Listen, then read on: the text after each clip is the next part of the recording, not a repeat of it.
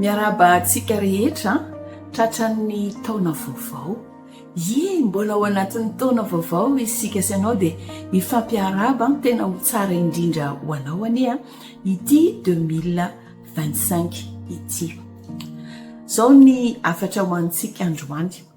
Isaia 43:19 miteny toy izao hoe indro izao efa hanao zava-baovao, koa ankehitriny dia efa miposaka izany. Tsy ahalala izany va ianareo. Eny, any anefitra no anaovako lalana ary anetany lao no asiako ondy. Androany ny tenin'Andriamanitra dia miteny amintsika rehetrarehetra hoe manao zava-baovao antsika Andriamanitra amin'ity taona 2025 ity. Hitanao napetraka Andriamanitra ny andro, ny volana sy ny taona spécialement ho antsika mihitsy mba hahafahantsika mamaritra hoe vita iny izay fa hiditra zava-baovao. Aza mahatsiaro ny lasa na misaina ny taloha fa indro aho ozy izy Andriamanitra efa hanao zava-baovao. Aza mifikitra fa efa vita ny tany aloha tany.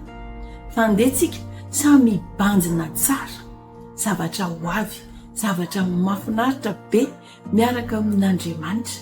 Isika mpanaraka an'ity fandarana mahafinaritra, miaina finaritra miaraka amin'ny fanahy-masina eto amin'ny MC TV ity.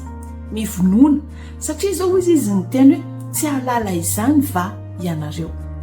Eny tokoa possible hoe misy olona manoloana zava-baovao fa satria tsy miomana ao amin'izany ny sainy, tsy hovonona ao amin'izany izy, tsy mahalala izany izy, dia lasa fotsiny ilay vanim-potoana zava-baovao.